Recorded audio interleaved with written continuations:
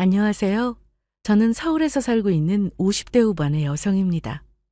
첫째는 딸이고 둘째는 아들. 이렇게 아이 둘 키우다 얼마 전 큰딸을 시집 보냈습니다. 아이들이 어렸을 때 남편과 이혼하고 혼자 키웠는데 힘들었지만 아이들이 잘 커주어 그것만으로도 감사해 하면서 살았네요. 제가 이렇게 사연을 보내게 된 이유는 다름 아닌 전 남편 때문입니다. 이혼하는 과정도 쉽지 않았는데 원하는 대로 이혼까지 해주고 나서 그 이후로도 저와 아이들에게 민폐가 되는 행동만 골라서 하더라고요. 결국 자업자득이라고 전 남편은 자기가 한 행동에 책임을 지게 되었는데 기가 막힌 그 이야기를 지금 시작해 보려고 합니다. 잘 들어봐 주세요. 제가 남편을 만난 건 20살이었고 그 당시 저는 대학생 신분으로 아르바이트를 하고 있었습니다. 집안 형편이 넉넉하지 못하다 보니 용돈이라도 벌어보려고 알바를 했죠. 식당에서 서빙하는 알바였는데 남편도 저와 같은 일을 하면서 서로 친해지게 되었습니다. 나이도 같고 알바도 하면서 서로 비슷한 구석이 좀 있더라고요. 저는 낮에 학교를 가야 해서 평일 저녁과 주말에만 알바를 했고 남편은 그 당시 대학에 진학하지 않아 오전부터 일을 했습니다. 제가 수업이 끝나고 일을 하려고 식당에 가면 항상 저를 반겨주었는데 일은 힘들어도 같이 일하는 사람이 편하고 좋으니 힘든 줄도 모르고 일했던 것 같습니다. 저나 남편이나 집안 형편이 좋지 않아서 이 또한 공통점이 되었는데 그러다 보니 데이트를 할 때면 돈을 아껴가면서 쓸데없는 곳에는 돈 쓰지 않고 알뜰하게 만났습니다. 그러다 남편은 군대를 가게 되었고 저는 계속 학교 다니며 알바하는 생활을 이어갔습니다. 남편이 군대 간 사이 저는 대학교를 졸업 후 취업하였고 이후 제대한 남편은 저에게 프로포즈를 했습니다. 서로 너무 좋아하다 보니 배경보다 마음만 보고 결혼을 결심했네요. 제대 후 별다른 직업이 없던 남편 대신 저는 모아놓은 돈과 집에서 조금의 도움을 받아 작은 평수의 전셋집을 마련하게 되었습니다. 미안하다, 수키야. 내가 능력이 부족해서. 무슨 말이 그래. 이제 막 제대했는데 지금부터 열심히 해서 회사도 들어가고 하면 될 거야. 그래. 나 꼭 그렇게 해서 자기 호강시켜 줄 거니까 걱정 마. 남자가 돼서 집 하나도 못 얻는 게 자존심 상하긴 하지만 진짜 좋은 집 마련할 거니까 우리 조금만 고생하자. 응? 사실 대궐 같은 집보다도 저렇게 말 한마디라도 책임감 있게 해주는 사람이라면 믿고 살 수 있겠다는 생각이 들었습니다.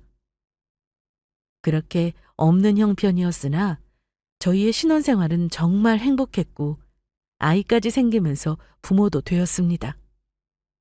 지금이야 육아휴직 제도가 아주 잘 되어 있지만 그 당시에는 회사에서 아이 때문에 일을 쉰다고 하면 눈치가 좀 보였습니다.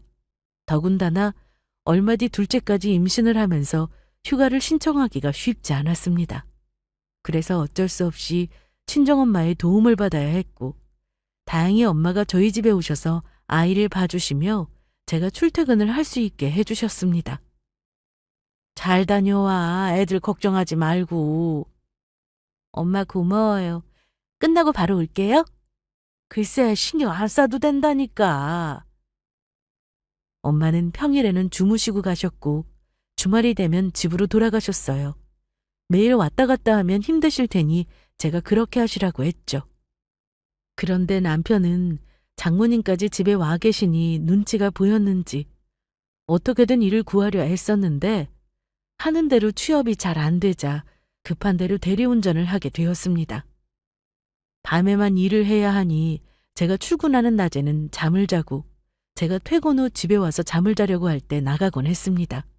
정말 힘들어 보였죠. 사실 엄마가 보기에도 안쓰럽다고 할 정도였죠. 하루도 빠짐없이 나가서 대리운전을 하다 보니 수입은 괜찮은 편이었으나 몸이 상할까 걱정이 되었습니다. 그래서 당장 좀 부족하더라도 대리운전을 그만두고 천천히 취업을 다시 준비해보면 어떻겠냐고 제가 제안을 했습니다. 내가 돈 버니까 괜찮아. 이걸로 우리 가족 굶어 죽지 않는다고. 아무리 그래도 나 돈 한 푼 없이 네 돈으로 생활하는 거 좀 그래. 애들도 있는데 나도 좀 보탬이 되어야 하지 않겠냐고. 이거 일은 힘들어도 돈은 되잖아. 여태 고생했으면 됐어. 밤낮 바뀌면 건강에도 안 좋고 새벽 늦게나 되어야 들어오는 일인데 자기 안 힘들어? 힘들지만 어쩌겠어. 내가 할 수 있는 게 이 일뿐인걸. 암튼 내가 몸이 되는 한 계속 할 거야. 그리고 자기 말대로 취업 준비도 같이 할게. 그러니까 걱정 마. 그렇게 남편은 한동안 밤에 나가서 대리기사로 일을 했고 몇 달 뒤 본인도 힘들었는지 그만두겠다고 하더라고요. 그러더니 저에게 취업 전까지 돈이 필요하니 한 달에 30만 원씩 용돈을 달라고 했습니다. 저는 흔쾌히 준다고 했고 열심히 해보라고 했죠. 제가 원하던 바였으니까요. 이후 남편은 취업을 했습니다. 하지만 원하는 회사가 아니어서 그런지 불평을 입에 달고 살며 출근을 했어요. 월급도 한 달에 세금 떼고 나면 170만 원이었는데 사실 저와 합치면 한 달에 둘이 버는 수입은 적지 않았습니다. 그럼에도 자꾸만 남편은 회사가 싫다며 돈 더 주는 회사를 바라더라고요. 그러려면 스펙을 쌓든 경력을 쌓든 해야 하는데 남편은 자꾸 한 번에 이루고 싶은 욕심을 보였습니다. 그러던 어느 날 저의 친한 친구가 집을 샀다고 연락이 와서 집들이를 갔는데 대출을 끼고 내 집 마련을 했다고 했습니다. 수키야, 어서 와. 애들은? 집에 엄마가 와 계셔서 애들 봐주셔. 데려오고 싶었는데 둘이라 정신 없을 것 같아서. 그래도 보고 싶었는데 데리고 오지. 다음에 내가 너네 집 가야겠다. 집이 좋네요. 인테리어도 새로 하신 거예요? 네, 맞아요. 괜찮죠? 좋다. 근데 어쩜 집 사고 나니까 집값이 확 올랐어? 그것도 네 복이다. 그러게 말이야. 집 사는데 떨어지면 제일 속상할 것 같아. 그래도 올라서 너무 다행이다. 제 친구의 집들이에 다녀온 뒤 남편은 괜히 심통을 부렸습니다. 사실 저도 얼마 전에 남편에게 대출받아서 내 집 마련해보는 게 어떻겠냐고 물어봤었는데 그때 남편이 더 기다려보자고 했었거든요. 더 떨어질 것 같다면서요. 또 대출은 받기 싫다고 하기도 했고요. 우리 좀 더 돈 모아서 그때 사자. 지금 대출 받으면 나가는 돈이 많아질 텐데 감당되겠어? 내가 알아봤는데 은행에서 조건 좋은 대출 상품이 있더라고. 우리 집 가져본 적도 없으니 암튼 조건이 나쁘지 않았어. 그래도 전세로 좀 더 살자, 어? 내 말대로 해. 저 혼자 결정할 수 있는 문제가 아니었기에 남편의 말을 듣고 기다려보기로 한 건데 제 친구네 집에 갔다 오고 나서 집도 좋고 가격도 싸게 산 것 같으니 배가 아팠나 봅니다. 그날 이후 전국적으로 집값이 오름세가 되자 남편은 더욱 화를 냈습니다. 아우 진짜 그냥 그때 살걸. 뭐 이렇게 되는 일이 없냐? 지금이라도 알아볼까? 덜 오른 집도 있을 텐데. 무슨 말이야. 여기서 더 오를지 안 오를지 그리고 우리가 샀는데 떨어지면 아우 진짜 너는 생각이라는 걸 좀 해라. 답답해. 그러더니 남편은 집을 나가버렸습니다. 남편은 연애 때의 모습과는 점점 다른 사람이 되어갔습니다. 처음 만났을 때는 돈이 없어도 자신감에 차 있고 뭐든 할 수 있다, 될 수 있다고 외치던 그런 사람이었는데 말이죠. 아이들을 봐주러 와 계신 엄마 보기에도 민망할 정도로 화를 내는 남편의 모습에 저는 실망할 수밖에 없었습니다. 때로는 제가 사람을 처음부터 잘못 본 건가 싶은 생각이 들기도 했으니까요. 사실 남편은 언젠가부터 인생은 한 방이라는 말을 자주 하곤 했는데 돈을 벌고 싶은 마음이야 알지만 쉽게 돈 버는 일이 세상에 어디 있나요? 행운이라는 것도 열심히 노력해야 찾아온다고 믿기에 남편의 저런 행동은 이해할 수 없었습니다. 최서방은 오늘도 안 들어오는 거야? 몰라. 완전 집에 왔다 안 왔다 자기 맘대로야. 아주 멋대로라니까? 생활비는 갖다 주니? 자기 월급에서 딱 절반 갖다 주더라. 다 주는 것도 아니고 절반? 그럼 최서방은 나머지 돈으로 뭐 한다니? 쓸 곳이 있대. 돈 가지고 잔소리하는 것도 좀 그래서 두고 보는 중이야. 애들 더 커봐라. 돈 쓸 곳 천지야. 엄마나 아빠가 도와줄 수는 있지만 그것도 한계가 있지. 결국 너희 둘이 벌어서 모아야 하는데 최서방 저렇게 밖으로 놔두니 어떡하니? 엄마가 보기에도 남편은 좀 이상했습니다.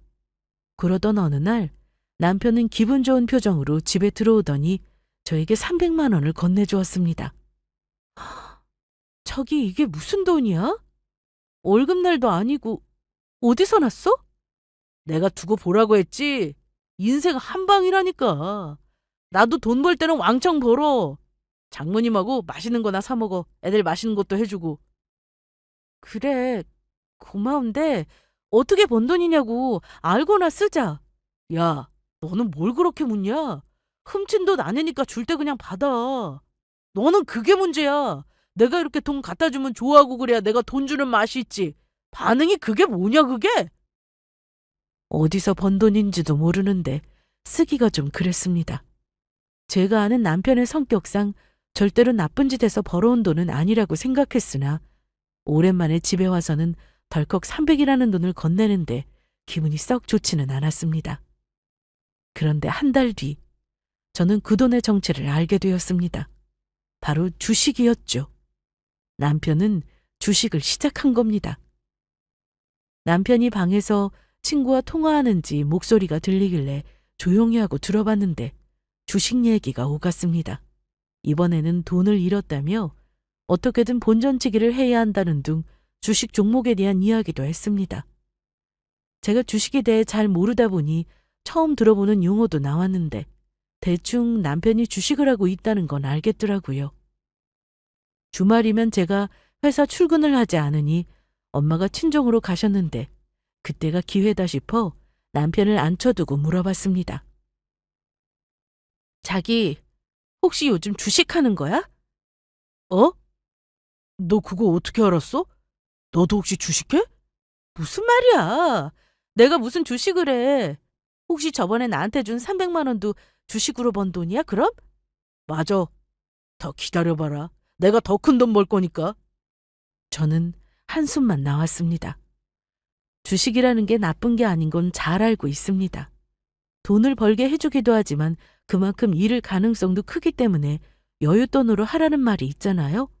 그런데 남편은 수중에 돈이 생기면 무조건 주식을 하더라고요. 그래서 잃으면 또 돈을 어떻게든 마련해서 또 넣고 반복이었죠. 돈을 벌긴 하는데 왕창 잃고 나니 조금 벌다 보니 계속 마이너스였습니다. 그러다 보니 저는 남편으로부터 생활비를 못 받게 되었고 잔소리를 할 수밖에 없었습니다.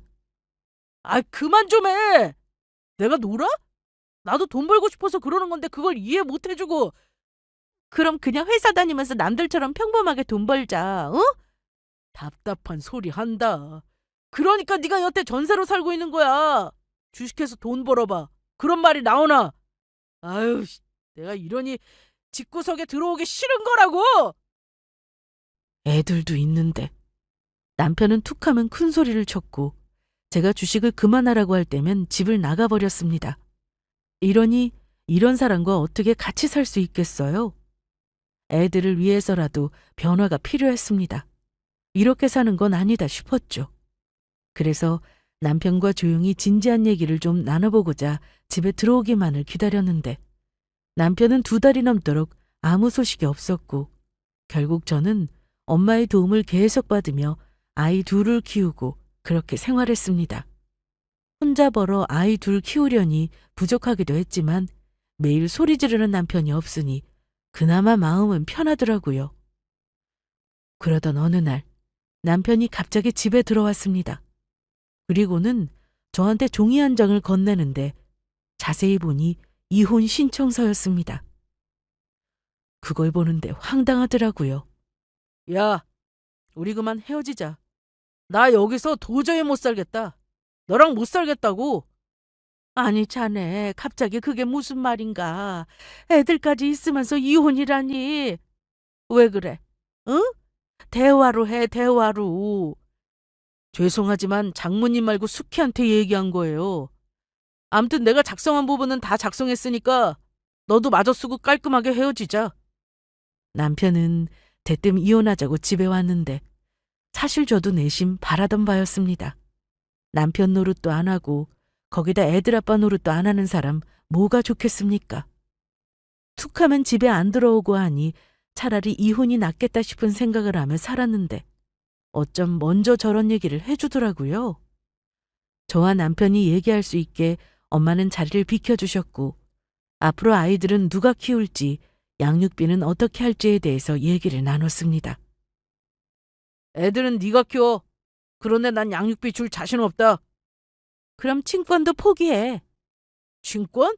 그래, 너 다 가져. 친권 포기한다고 애들 못 보는 것도 아니던데. 마음대로 해라. 저는 끝까지 어이가 없었습니다. 양육권이야 당연히 제가 가져가는 게 맞지만 친권까지 포기할 줄은 몰랐는데 사람 맞나요? 그 당시 저는 어떻게든 아이들은 제가 키우고 싶었고 아이들한테 저런 아빠의 모습을 보여주며 키우고 싶지 않았습니다. 그래서 한편으로는 씁쓸했지만 또 한편으로는 다행이다 싶었어요. 그렇게 남편이 나가고 나서 엄마가 들어오셨는데 숙희야, 아무래도 최서방 바람난 것 같다. 어? 바람이라니? 엄마가 그걸 어떻게 알아? 아까 밖에 서 있었는데 젊은 아가씨가 집 근처에 계속 왔다 갔다 하더라고. 그런데 좀 전에 최서방이 나와서는 그 아가씨랑 손잡고 가더라. 아주 다정하게. 참나, 바람 피워놓고 나한테 큰 소리를 친 거야? 나중에 알게 된 사실인데 남편은 집에 들어오지 않으면서 회사 격리와 바람이 났던 거였습니다. 건너 아는 사람들을 통해 남편이 어떻게 지내는지 소식을 듣곤 했는데 결국 여자가 생겨 가정도 버린 남자였던 거죠. 자식까지 버리고 새 살림을 차린 남편을 저는 다시는 보고 싶지 않았습니다. 마음은 소송 걸어서 위자료라도 받고 싶었는데 변호사 선임할 돈도 없었고 더는 그 인간 얼굴도 보고 싶지 않아 조용히 끝냈습니다.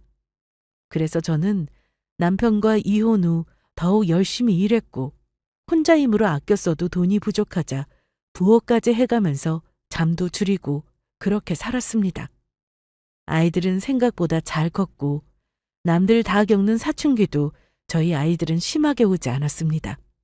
딸이나 아들이나 항상 엄마 힘들다며 시간 날 때는 설거지도 하고 밥도 혼자 차려 먹었죠. 그래서 저는 애들한테 항상 미안한 엄마였답니다. 전 남편은 저와 헤어지고 난 뒤 아이들이 보고 싶다며 가끔씩 연락을 해왔는데 밖에서 잠깐 만나게 해주는 게 전부였어요. 애들도 아빠와 정이 없으니 그다지 만나고 싶어 하지는 않았습니다. 그러다 핸드폰을 사주게 되면서 아빠와 따로 연락을 하여 저와 남편은 완전히 연락이 끊겼습니다. 첫째는 공부를 너무 잘해서 이름만 말하면 알만한 그런 대학교 의대에 들어갔고 둘째는 공부보다 사업을 하고 싶다고 하여 대학 진학은 스스로 포기하고 군대 때 만난 선임과 함께 사업을 시작했습니다. 사실 엄마 마음으로는 월급이 많지 않아도 회사 다니며 월급 받아 살아가기를 바랬으나 본인들이 하고 싶은 거 뒤에서 열심히 밀어주는 것도 좋겠다 싶었습니다. 살면서 한 번도 엄마 속썩이지 않고 알아서 척척 자라니 걱정도 안 되었네요. 그러던 어느 날이었습니다.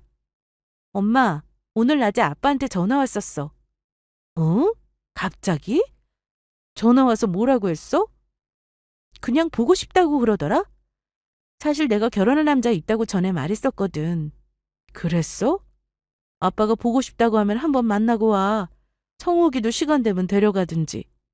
아마 성욱이한테도 전화했을걸? 아빠가 둘 다 같이 보자고 하더라고. 전 남편은 애들에게 따로 연락해서 만나자고 했다고 했습니다. 보고 싶다는데 그걸 막고 싶지도 않았고 애들이 알아서 하게 두고 지냈거든요. 그런데 요즘 들어 부쩍 첫째에게 연락을 더 자주 하는 것 같았습니다. 엄마 나왔어. 배고파. 밥 있어요? 성욱이 오늘 늦었네. 뭐 한다고 밥도 안 먹고 다녀? 얼른 손 씻고 와. 밥 차려줄게. 엄마, 나 드디어 스튜디오 오픈해. 정말? 그 선임인가 하는 사람하고 같이 하는 거야? 사진 전공했는데 촬영 스튜디오 차려서 손님들 오면 직접 찍어주기도 하고 셀프로 찍는 룸도 있어서 이용료만 내면 빌려주는 거야. 그래, 잘해봐. 들어보니까 아이템 좋은 거 같다. 그런데 요즘 아빠가 연락이 자주 오는데 엄마한테는 전화 안 했어? 내가 너희 아빠랑 전화하니? 그런데 아까 주희한테도 연락 왔었다는데 만나자고 하는 거야? 누나랑 같이 보재. 그런데 이상하게 누나 만나는 사람 직업이 뭔지 몇 살인지 어디 사는지 자꾸 그런 걸 물어봐.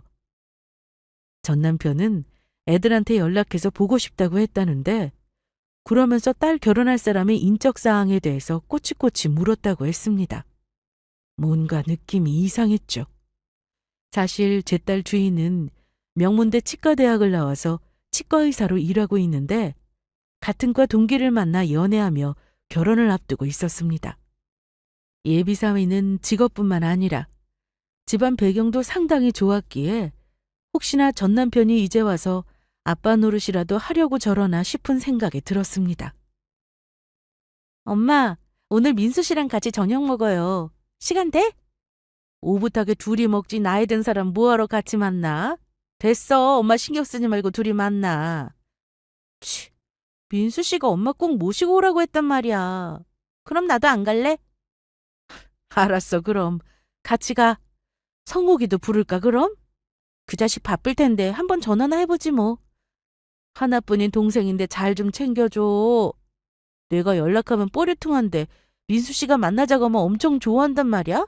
은근히 얄미워. 보기 좋은데 뭘. 매형이랑 처남이랑 사이 좋잖아. 저희는 가끔씩 딸과 예비사위 그리고 아들까지 해서 다 같이 저녁을 먹곤 했습니다. 예비사위는 저는 물론 제 딸과 또 아들에게도 참 잘했습니다. 자식 같은 사위 없다고 했지만 정말 친자식처럼 잘해서 앞으로 잘 살 거라는 생각만 하고 지냈죠. 예비사위의 부모님도 아주 매너 있고 좋으신 분들이라 제 딸을 마음에 들어 하셨는데요. 그래서 저보다도 더 빨리 결혼을 하길 바라고 계셨습니다. 집안으로만 보면 너무 차이가 나서 내심 걱정했는데 이렇게 좋은 사돈을 만나니 다행이다 싶었습니다. 그런데 문제는 전 남편이었습니다. 원래도 가끔씩 아이들과 연락하며 지냈기 때문에 별다른 신경을 쓰지 않았지만 요즘 들어 제 딸과 자주 연락하고 만나려고 하는 게 이상했습니다. 거기다 딸이 결혼을 앞두고 있다는 걸 알게 된 후로 더욱 연락이 잦으니 혹시라도 결혼식 때 신부 입장을 같이 하려고 하거나 제 옆자리에 앉을 욕심을 내는 건 아닐까 하는 걱정도 컸습니다. 아이들의 아빠로서 충분히 그럴 수 있으나 이건 아이들도 반기지 않았습니다. 어릴 때 그렇게 가정을 버리고 나가서는 돈 한 푼 주지 않고 멋대로 살아놓고는 이제 와서 아빠 노릇이라니요. 말도 안 된다고 했죠. 그런데 제가 우려하던 일이 생기고 말았습니다. 시집 간다는 딸의 소식을 알고 나서부터 전 남편은 애들도 모자라 저에게도 연락을 했습니다. 갑자기 무슨 일로 연락을 했어? 야, 너는 오랜만에 내가 전화를 했으면 좀 반겨주는 척이라도 해라. 우리가 그런 사이야? 용건이나 말해. 주희 결혼한다며? 준비는? 그거 물어보려고 전화한 거야? 준비 문제 없고 도움도 필요 없어. 내가 젊었을 때는 능력이 없어서 그랬다 쳐도 지금은 해달라는 거 다 해줄 능력 되니까 전화한 거 아니냐? 들어보니까 주희 남편 될 사람이 집안도 좋다며? 너 그거 감당되겠냐? 혼수라도 빵빵하게 해서 보내야 될 거 아니냐? 글쎄 신경 안 써도 되니까 그런 일이라면 전화하지 마. 그리고 설마 결혼식 때도 오려고 그래? 내가 애들 아빠인데 당연한 거 아니야? 주희 손잡고 입장할 거니까 그런 줄 알아. 전 남편은 저에게 전화해서는 다짜고짜 딸 시집 가는데 필요한 걸 해주겠다고 했고 식장에서도 신부 입장은 물론 아버지 자리에 앉겠다고 했습니다. 아무리 미운 전 남편이지만 애들한테는 하나뿐인 아빠니 저도 더는 막을 수가 없었습니다. 얼마 뒤 전 남편은 집으로 찾아왔는데 딸을 보고는 이런 말을 하더군요. 아빠, 여긴 어쩐 일이야? 아빠가 딸 보고 싶어서 왔는데 서운하게 그럴 거야? 자, 이거 받아. 이게 뭐야? 돈이네? 3천만 원? 아빠, 나 결혼할 돈 있어. 엄마한테도 받았고, 나 모아놓은 돈도 있고. 그동안 아빠 노릇 못한 거 이번에 좀 하려는 거야. 돈이 적어서 그래? 아니, 그게 아니라, 그럼 받아. 결혼 준비하면서 사고 싶은 거 사. 준비 다 했다니까 무슨 돈이야? 내 딸은 내가 결혼시키니까 넌 빠져. 주희야, 아빠랑 나가자. 오랜만에 맛있는 거 사줄게. 이런 말을 하더니 딸을 데리고 나갔습니다. 맛있는 걸 사주겠다고 했죠. 저는 이게 지금 대체 무슨 상황인지 헷갈렸습니다. 이제 와서 원래 같이 살았던 아빠처럼 구는 게 너무 기가 막히더라고요. 딸이 부잣집에 시집 간다고 하니 대체 무슨 꿍꿍이인 건가 싶기도 했고요. 아이들은 사실 아빠를 별로 좋아하지 않습니다. 연락은 하지만 반기지는 않더라고요. 정확히 말하면 사이가 나쁜 건 저와 전 남편이지 애들하고 전 남편은 그동안 가끔씩 연락하며 그럭저럭 잘 지내긴 했습니다. 그저 자기 엄마한테 함부로 하고 가정을 버리고 나간 사람이니 그 기억으로 아빠를 좋아하지 않았던 건데요. 애들한테만큼은 그래도 좋은 아빠가 되어주면 좋겠다는 마음은 아직도 변함없습니다. 그런데 자꾸만 의심이 되었습니다. 아무 이유 없이 저럴 리가 없다는 생각이 계속 들었어요. 그러다 결혼 전 사부인이 저희 집으로 와서 저녁을 먹기로 한 날이 되었는데 전 남편이 어떻게 알고는 일찍 집으로 찾아왔습니다. 아직 안 오셨나? 아니 오늘은 왜 또 왔어? 오늘 중요한 손님 오는 날이야. 빨리 가. 손님? 사부인 말하는 거야? 나도 그거 알고 온 거야. 알고 왔다니? 오늘 예비 시어머니랑 저녁 먹기로 했다고 주희가 그러길래 그거 알고 온 거라고. 사돈하고 처음 보는 자리니까 말 조심해. 알았지? 아니, 당신이 이 자리에 왜 끼는데? 주희 이혼 가정인 거 다 알고 계셔. 그런데 아빠라고 소개하라고? 내가 다 알아서 할 거니까 가만히나 있어. 주희는 내 딸이기도 해. 정말이지. 사사건건 모든 일에 참견하려고 하는 전 남편의 모습이 너무 싫었습니다. 진작에 잘했어야죠. 만약 딸이 그저 그런 집안이랑 결혼한다고 했어도 이렇게 나왔을까요? 일단 사부인이 올 시간이 다 되어가자 저는 어쩔 수 없이 식사 준비를 다 끝내고 딸과 함께 기다렸습니다. 그런데 전 남편은 자꾸만 나서서 저를 불안하게 만들었죠. 안녕하세요. 저 왔습니다. 어서 오세요. 오시느라 고생하셨죠? 밖에 나가서 먹어도 되는데. 제가 사부인 갈비찜을 너무 먹고 싶어서 실례인 줄 알면서도 온다고 했네요. 별 말씀을요. 그냥 평범한데 맛있다고 해주시니까 너무 감사하죠. 그런데 이분은 누구세요? 안녕하세요. 저는 주희 아빠 되는 사람입니다. 처음 뵙겠습니다. 아, 그러시구나. 그런데 어디서 뵌 적이 있나요?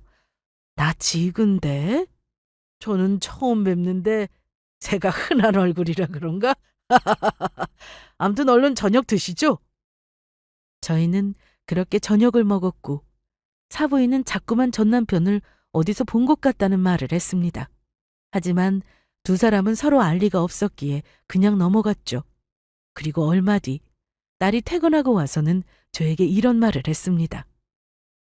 엄마, 어머님이 엄마랑 단둘이 좀 만나고 싶다고 하셔.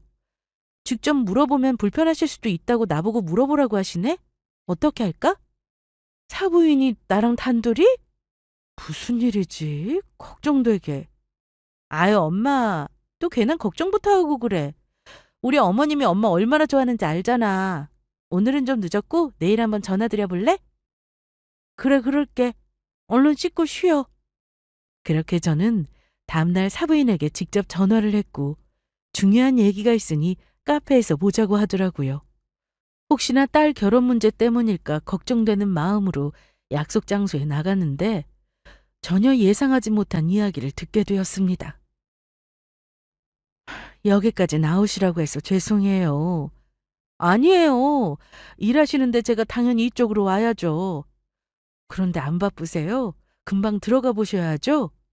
네, 급히 드릴 말씀이 있어서 그 얘기만 얼른 할게요. 저번에 사부인 댁에 가서 저녁 식사했던 날 기억하세요? 네, 기억하죠. 그때 우리 주위 아버님이라고 하시면서 인사했던 그분이요. 정말 친아버지 맞으세요?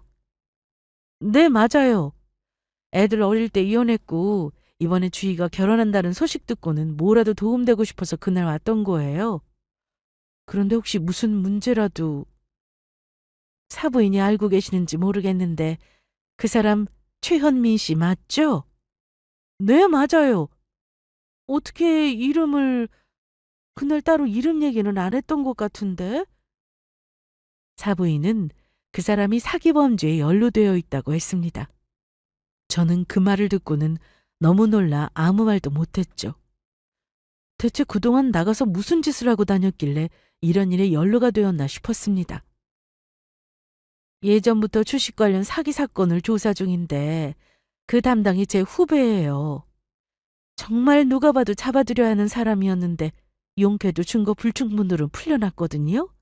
담당 검사가 예의주시하고 있는데 저도 그 사건이 궁금해서 사건 내용이랑 사진을 봤었어요. 그래서 제가 기억하고 있었던 거예요. 어쩐지 그날 계속 어디서 본 것 같고 낯이 익더라고요. 정말 주희 아빠가 맞아요? 잘못하신 건 아니고요. 정확해요. 이름도 맞잖아요.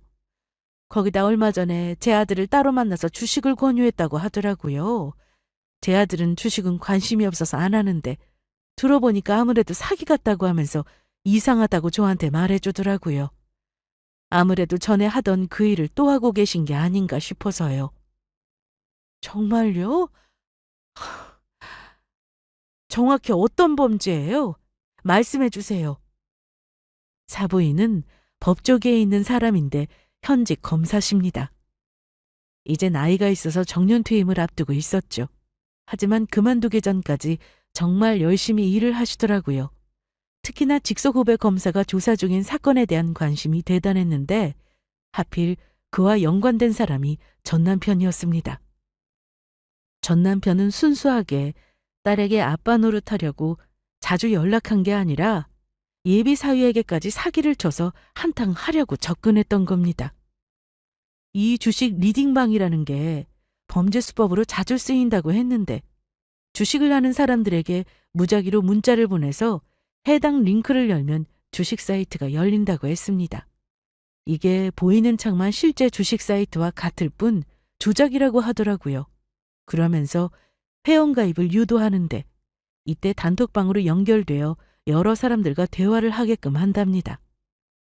이미 한패인 사람들이 자기들도 문자를 받고 들어온 것처럼 대화를 하고 수익 인증을 하는 사람들도 있어 그걸 보고는 새로 들어온 사람들이 속는 거죠. 결국 속아서 돈을 보내고 잃고 이런 식으로 사기를 저지르는 거라고 했습니다. 주식을 하다 보면 큰 돈을 잃은 사람들이 많고 본전 생각이 나서 다시 주식을 하게 되는데 큰 수익을 보장한다는 말에 혹하는 사람들이 많다고 하더라고요. 처음에는 약속한 대로 수익이 나서 수익금을 실제로 보내주는데 이건 안심하게 만들기 위함이고 이후 더 큰 수익을 얻으려면 더 큰 돈을 보내라고 하니 사람들이 속을 수밖에요.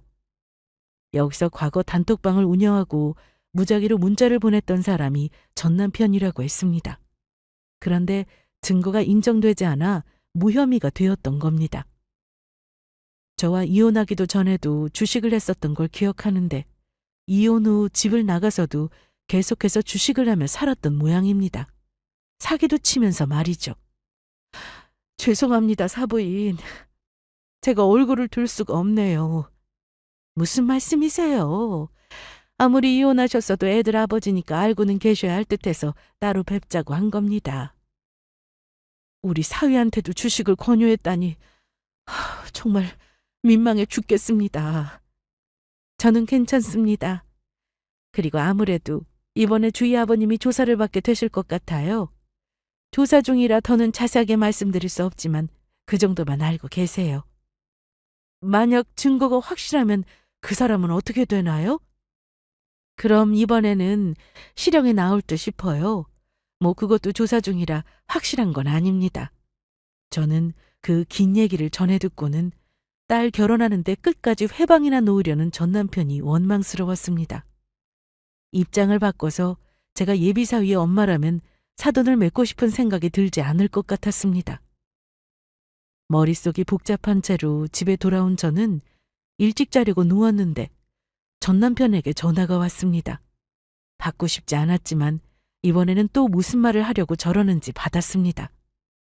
무슨 일이야? 야, 주희 결혼식 올리는 식장은 어디라고 했지? 주희한테 못 들었어? 청첩장도 받았을 거 아니야. 지금 내가 친구들하고 있는데 말해주려고 그래. 집에 놓고 나와서 생각이 안 나는데 어디야, 빨리 말해. 서초동 금빛 웨딩홀이야. 됐니? 시간은? 오전 11시고 2층. 궁금한 건 앞으로 문자 보내. 전화하지 말고. 야, 알겠고. 그날 축의금 받는 사람 내 친구가 할 거니까 그렇게 알아. 뭐? 내가 다 정해놨는데 그게 무슨 말이야? 왜 갑자기 나타나서 멋대로 이러는 거야 대체? 잊었냐? 나 애들 아빠야. 그리고 축의금 들어오는 거 절반은 내 지분이라는 거 몰라? 난 말했다. 그날 자리 비워둬라. 본인이 현재 어떤 상태인지도 모르고 저리 날뛰는 걸 보니 어이가 없었습니다. 그리고 갑자기 축의금에 대해서도 욕심을 내니 더 환장하겠더라고요. 전 남편 쪽 손님이 와봐야 얼마나 된다고 절반을 가져가겠다고 하니 기가 막혔죠. 마음 같아서는 지금 수사 중이고 곧 조사도 받게 될지 모른다고 말해주고 싶었으나 조사 과정상 말할 수 없어 입을 다물고 있었습니다. 저 역시 아는 게 많지 않았고요. 저한테는 어떻게 해도 좋으니 애들한테만큼은 부끄러운 아빠가 되지 않길 바랬는데 왜 저러고 사는지 너무 답답했습니다. 이후 저는 사부인하고 자주 통화를 했습니다. 전 남편 일도 있고 또 결혼 준비도 마무리 지어야 하는 부분이 있었기 때문이었죠. 이래저래 얼굴을 제대로 들지 못하는 상황이 되니 사부인과 통화하는 그 자체만으로도 항상 죄스러운 마음이 들었습니다. 사부인, 저한테 잘못하신 것도 없으시고 전 남편 문제에 대해서 저한테 그러지 않으셔도 됩니다. 네?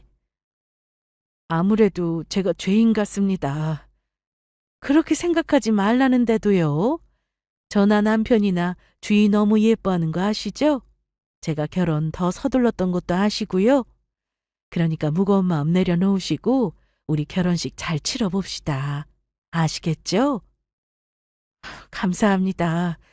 그렇게 말씀해 주셔서요. 그렇게 저는 사부인의 말대로 마음을 비우기로 했고 딸 결혼식을 무사히 치르기 위해 빠진 건 없는지 다시 확인했죠. 얼마 뒤 결혼식을 하루 앞둔 날이 되었습니다. 엄마 떨려? 내가 왜? 주희 네가 떨리지. 난 앉아만 있으면 되는데. 그래도 딸 결혼하는데 안 떨리는 게 말이 되나? 설마 엄마 울 거 아니지? 그럼 엄마는 안 울고 엄청 크게 웃을 거야. 딸 시집가서 아주 홀가분하거든. 울기만 해 아주. 사진 찍어서 내내 엄마 놀릴 거니까. 엄마한테 말하는 것 좀 봐. 너 결혼했어도 자주 올 거지? 당연하지. 우리 신혼집 여기서 멀지도 않고 엄마 보고 싶을 때마다 올게. 아니, 엄마가 오라고 하는 날도 올게. 아빠 없이도 잘 커줘서 너무 고맙다. 엄마가 많이 부족했을 텐데 공부도 스스로 잘하고 너무 고마워. 엄마 덕분이지 뭐. 엄마 없었으면 내가 이렇게 컸겠어? 울려고 한다 또? 안 되겠다. 내일 화장 잘 먹으려면 빨리 자자. 울지 말고. 그래. 딸도 얼른 자. 저는 딸과 결혼식 전 함께 잠이 들었고 아침 일찍부터 식장에 가야 해서 서둘러 준비했습니다. 그런데 집을 나서려는 순간 전 남편이 또 찾아왔습니다. 주희야, 아빠 왔다. 아빠 오늘 신경 썼는데 어떠냐? 이 정장 비싼 거야. 이 브랜드 알지? 아빠 신경 좀 썼네. 근데 나 엄마랑 같이 출발할 건데? 오늘같이 특별한 날은 아빠랑 같이 가자. 일부러 왔는데. 안 돼. 오늘은 특별하니까 엄마랑 같이 갈래. 아빠 이따가 식당에서 봐. 딸은 제 마음을 들여다본 것처럼 전 남편을 혼자 보내고는 저와 같이 차를 타고 식장으로 향했습니다. 가는 내내 저는 전 남편에 대한 얘기는 일체하지 않았습니다. 식장에 도착해 보니 예비 사위와 사부인 사돈 어른까지 미리 와 계셨고 저희는 화장도 하고 머리도 해야 해서 함께 메이크업 하는 곳으로 들어갔습니다. 그런데 제가 먼저 다 끝나서 다른 준비가 어떻게 되어가나 싶어 밖으로 나왔는데 경찰이 와서 사람을 찾고 있었습니다. 무슨 일인가 싶어 확인해 보니 혹시 이 사람 아세요? 오늘 이 사람 딸이 결혼한다고 해서 왔는데 맞아요. 저희 애 아빠예요. 그럼 최원민 씨 이 사람 지금 어디 있습니까? 아마 축의금 받는 데스크에 있을 거예요. 협조 감사합니다. 제 말을 들은 경찰들은 데스크 쪽으로 향했습니다. 그런데 제 뒤로 딸과 아들이 나왔고 뒤이어 사부인까지 헤어를 모두 받고는 제가 있는 쪽으로 나왔습니다. 잠깐 화장실에 갔었는지 전 남편은 제가 있는 쪽으로 오더니 신부 입장 때 자기가 꼭 들어갈 거라며 사부인 앞에서도 아주 신나게 말을 하더라고요. 제가 딸 손잡고 걸어 들어가야 하는데 생각만 해도 아주 떨리네요. 잠은 잘 주무셨어요, 사부인? 네, 뭐 그만 가. 야, 아직 당신은 왜 이런 날에도 말을 그렇게 해? 좋게 좋게 하자, 어? 주희야, 아빠 딸이라 그런가 오늘 진짜 예쁘다. 이따 아빠랑 잘할 수 있지? 아빠, 나 신부 입장 때 민수 씨랑 동시 입장할 거야. 처음부터 그럴 거라고 아빠한테도 얘기한 건데 왜 자꾸 그래요? 아무리 그래도 아빠가 이렇게 있는데 그러면 돼. 그거 당장 바꿔. 사위 어디 있어? 어딨냐고? 아빠 제발. 오늘 제 결혼식이잖아요. 그냥 조용히 있다 가시면 안 되는 거예요? 참나. 야, 너는 애들을 이렇게 키웠냐? 하나뿐인 아빠한테 이렇게 하면 되냐 안 되냐? 내가 그때 주임만이라도 데리고 나왔어야 했는데 널 뭘 믿고 애들을 놓고 나왔을까? 다 내 탓이다. 남편은 사람들이 보는 것도 잊은 채 막말을 하기 시작했습니다. 저는 제발 그만하라고 끌고 가려고 했는데도 말을 듣지 않고 저를 밀치더라고요. 그 순간 저는 옆으로 밀려 넘어졌고 딸과 아들이 저를 일으켜 세우며 아빠! 제발 그만하세요. 그동안 엄마 힘들게 했으면 됐지. 어떻게 누나 결혼식 날에도 이래요? 엄마 혼자 그동안 얼마나 고생한 줄 아세요? 가끔씩 우리한테 전화해서 안부나 묻고 하던 때가 나왔어요. 아빠니까 그래도 아빠라고 전화 받아주고 만나기도 한 건데 이제 다시는 오지 마세요. 엄마는 우리 앞에 나타나지 말라고요. 이게 어디서 아빠한테 말대꾸야 말대꾸가? 누나한테 아빠가 3천만 원 준 거 몰라? 너 결혼할 때도 내가 돈 좀 해주려고 했는데 안 되겠네 아주.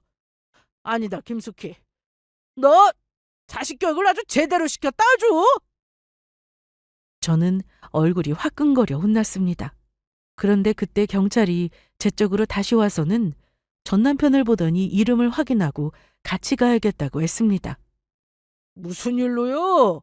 아니 오늘 딸 결혼식인데 경찰이 저를 왜 찾아옵니까? 지금 최현민 씨 사기 혐의로 고소당해서 고소장 받아보셨을 텐데 출석 안 하셨잖아요. 그래서 체포영장 발부됐습니다. 지금 저희랑 같이 가셔야 합니다. 아이 무슨 소리예요? 사기라뇨? 아이씨. 이른 시간 하객이 오기 전이라 다행이었지. 남편은 예식장에서 큰 소리를 치며 경찰을 피해 다녔습니다. 그러더니 결국 붙잡혔고 온갖 욕설을 하며 끌려가더군요. 저는 그대로는 보낼 수 없어 경찰을 불러 세웠고 전 남편의 얼굴을 향해 뺨을 아주 세게 날렸습니다. 저한테 2대나 맞은 전 남편은 화가 났는지 경찰의 손을 뿌리치려고 했으나 끝까지 끌려서 나갔습니다. 딸 결혼식을 제가 망친 것 같아 고개를 들지 못하고 있자 사부인이 저를 꼭 끌어안아줬습니다. 그러더니 잘하셨어요 사부인. 아주 잘하셨어요. 죄송합니다. 죄송할 거 없어요. 저라도 그랬을 겁니다. 이제 저희 자리로 갈까요? 결혼식 시작해야죠. 저는 정말 자식 복이 있는 여자인가 봅니다. 좋은 사돈댁을 만났으니까요. 경찰까지 와서 식당이 한바탕 시끄러웠지만 전 남편이 사라지고 나니 정말 무사히 결혼식을 마칠 수 있었습니다. 딸은 사위와 함께 신혼여행을 떠났고 저는 뒷정리 후 집으로 돌아왔습니다. 그 후로 보름 정도 지났을까요? 사부인에게서 연락이 왔습니다.